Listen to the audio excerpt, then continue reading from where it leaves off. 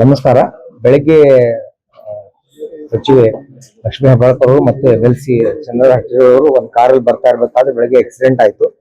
ಅವಾಗ ಅವರು ಬೆಳಗ್ಗೆ 6 ಗಂಟೆ ಅಷ್ಟೊತ್ತಿಗೆ ಹಾಸ್ಪಿಟಲ್ ಬಂದ್ರು. ನಾನು ಡ್ಯೂಟಿ ಮೇಲೆ ಇದ್ದೆ. ಬಂದಾಗ ಮೇಡಮ್ಗೆ ಕತ್ತಿಗೆ ಮತ್ತು ಬೆನ್ನಿಗೆ ಪೆಟ್ಟಾಗಿತ್ತು.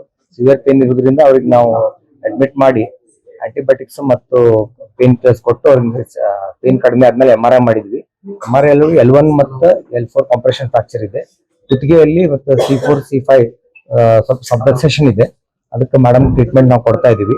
ಜನರಲ್ ಹೊಟ್ಟಿವರೆಗೂ ಸಿಟಿ ಸ್ಕ್ಯಾನ್ ಮಾಡಿದೆ, ಮೆದುಳಿಗೆ ಬಾವು ಬಂದಿದೆ. ಅದಕ್ಕೆ ಅವರು ಟ್ರೀಟ್ಮೆಂಟ್ ತಗೊಂಡು ಮನೆಗೆ ಹೋಗಿ ಬರ್ತೀನಿ ಅಂತ ಹೋಗಿದ್ದಾರೆ. ಅವರು ಬಂದು ಆಮೇಲೆ ಅಡ್ಮಿಟ್ ಆಗ್ತಾರೆ. ಇಬ್ರು ಚಿಂತಾಸ್ಥಿತಿಯಾಗಿ ಏನಿಲ್ಲ, ಎಲ್ಲರೂ ರಿಕವರಿ ಆಗ್ತಾ ಇದ್ದಾರೆ ಮತ್ತು ಅಂತ ಹೆದರುವಂತ ಏನ್ ಕಂಡೀಷನ್ ಇಲ್ಲ. ಅದಕ್ಕೆ ಟ್ರೀಟ್ಮೆಂಟ್ ಸ್ವಲ್ಪ ಆದ್ಮೇಲೆ ಮೇಡಮ್ ಆರಾಮಾದ್ಮೇಲೆ ಅವ್ರ ಮನೆಗೆ ಕಳಿಸ್ಕೊಡ್ತೀವಿ. ವಂದಾನು ಮತ್ತು ಡ್ರೈವರ್ ಬೆಳಗ್ಗೆ ಬಂದಿದ್ರು. ನಾವು ಟ್ರೀಟ್ಮೆಂಟ್ ಮಾಡುವವರೆಗೂ ಅವ್ರು ಪೊಲೀಸ್ ಕಂಪ್ಲೇಂಟ್ ಕೊಟ್ಟು ಬರ್ತೀವಿ ಅಂತ ಹೋಗಿದ್ದಾರೆ. ಅವ್ರಿಗೆ ಮೈನರ್ ಇಂಜುರಿ ಬೆನ್ನೊಳಗೆ ಎಲ್ಗಳು ಕಾಂಪ್ರೆಷನ್ ಆಗಿದೆ, ಫ್ರಾಕ್ಚರ್ ಆಗಿದೆ. ಬಗ್ಗೆ ನಮ್ಗೆ ಗೊತ್ತಿಲ್ಲ.